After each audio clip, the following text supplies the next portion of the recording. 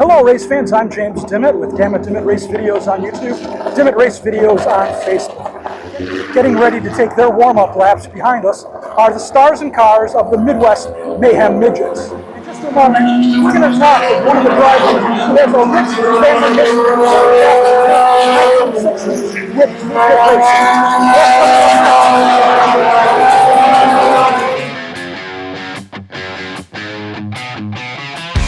As I said, I'm going to talk to the gentleman whose name is at the top of the leaderboard for the Midwest Mayhem Midgets, Jim Anderson. Jim, how are you?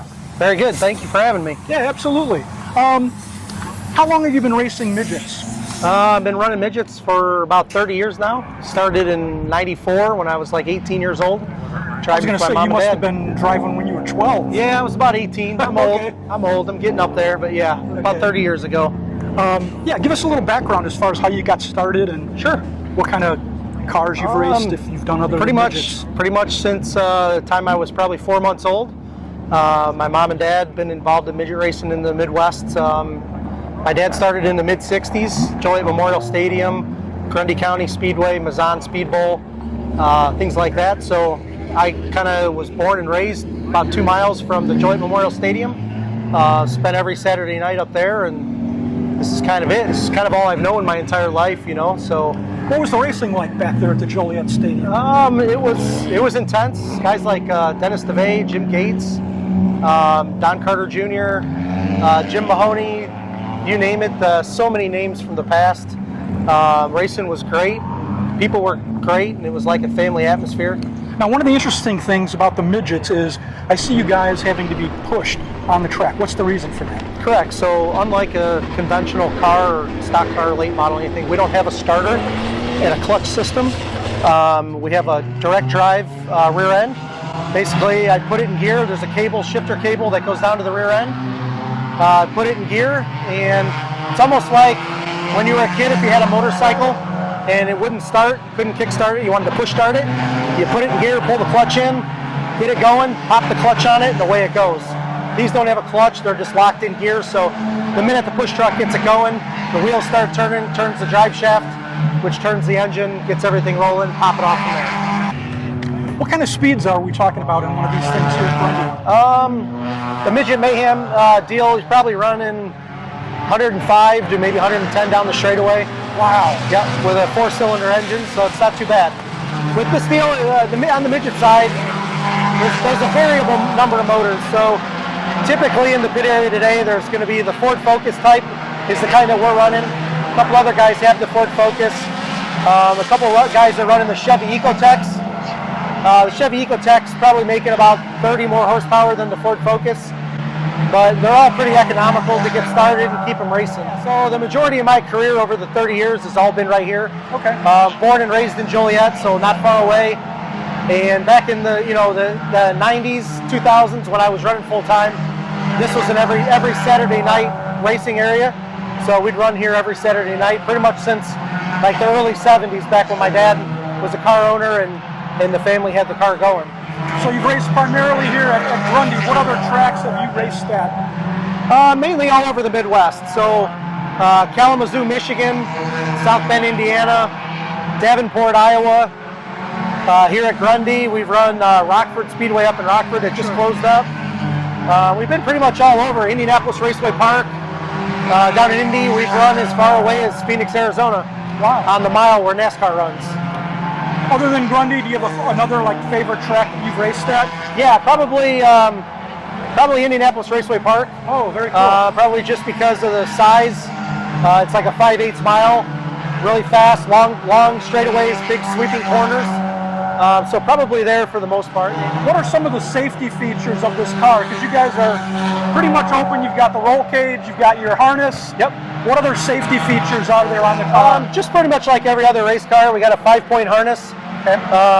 So you're connected at 5 different points, over the shoulder, across the pelvis area, and then up through the crotch belt. Hans device, helmet, fireproof underwear, fireproof suits. It is open wheel, like you said.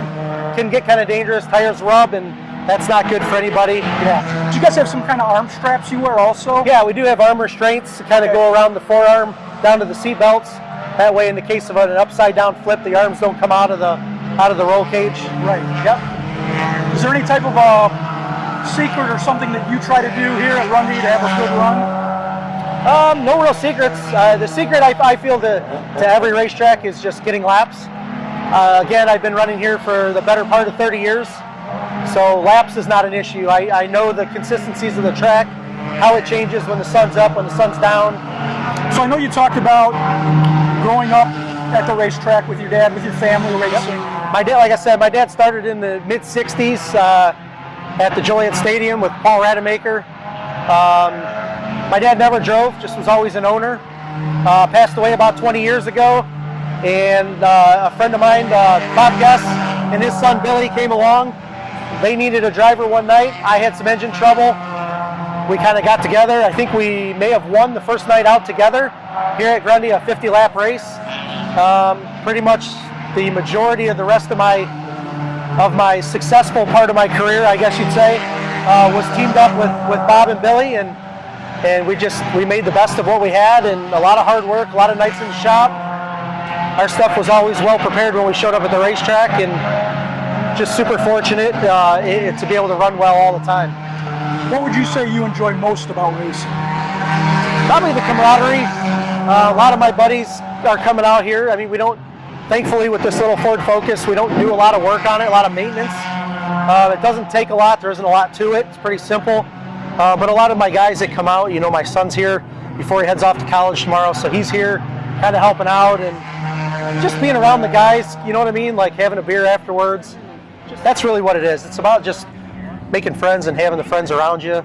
Probably the other big thing too is coming to Grundy and kind of running these shows.